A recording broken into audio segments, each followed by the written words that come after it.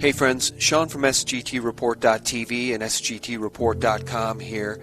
It's 11:30 p.m. Central Time as I record this, and it's my patriotic duty to share this video with you. Have you heard the terms the hammer and scorecard yet? Well, if you haven't, you're going to be hearing a lot more about those terms. And in fact, at the end of this video, you're going to hear those terms spoken by General Flynn's attorney, Sidney Powell herself. What you're about to see is the single most egregious real-time example of electronic vote fraud maybe ever captured, and it occurred live on CNN. I would ask anyone watching this video to rip it, re-upload it, share it, tweet it, and email it to CNN and to anyone on President Trump's team. The mainstream media and big tech continue to claim there is no evidence of vote or election fraud in this election. And that's because they are co-conspirators in this treason.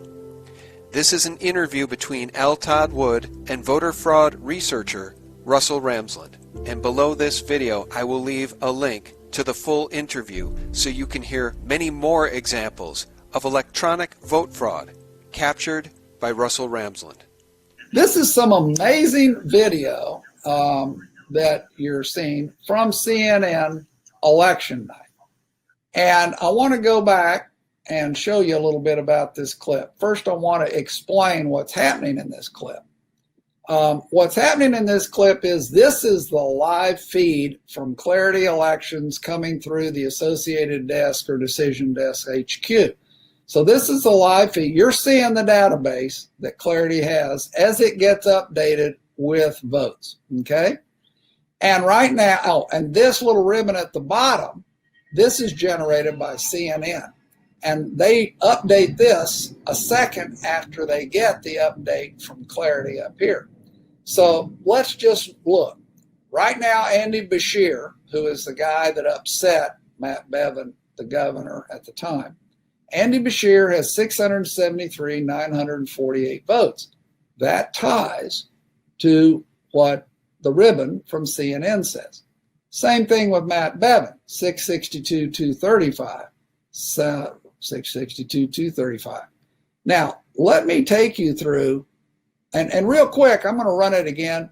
You're going to see, if you're watching just this gold, you're going to see a flash update, and then this guy's face fills the page, and then I'm going to show you what you really missed.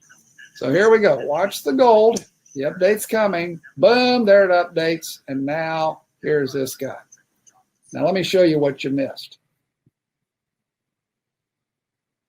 We're going to drag this back frame by frame. And so here we are before the update, and now I'm going to start walking you forward. Watch the gold. Here comes the update from Clarity. Boom. There it is. So now the update, Andy Beshear has 674,508 votes.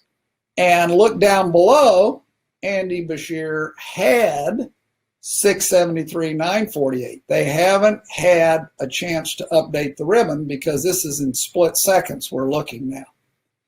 So Andy Beshear has just gained 560 votes. That makes sense. That's what happens as more votes come in, right? Let's look at Matt Bevin. He now has 661,675. But look down below.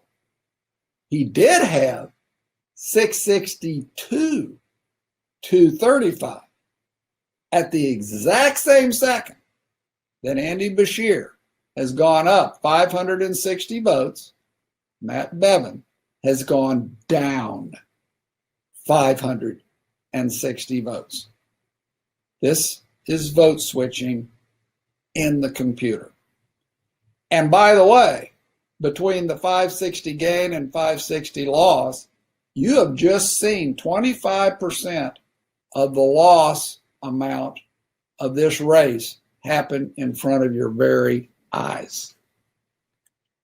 We just heard from John Solomon that the FBI indeed is being diligent, is involved, and we all hope he is exactly right. Your thoughts first about the knowledge now that the Justice Department is involved in this review of the election. Well, I'm delighted to hear that. I think there are any number of things they need to investigate, including the likelihood that 3% of the vote total was changed in the pre-election voting ballots that were collected digitally by using the Hammer program and a software program called Scorecard. That would have amounted to a massive change in the vote that would have gone across the country and explains a lot of what we're seeing. In addition, they ran an algorithm to calculate votes they might need to come up with for Mr. Biden in specific areas. I think that explains what happened in Michigan, where the computer glitch resulted in a change of votes of about 5,500 in favor of President Trump, just in one of 47 districts.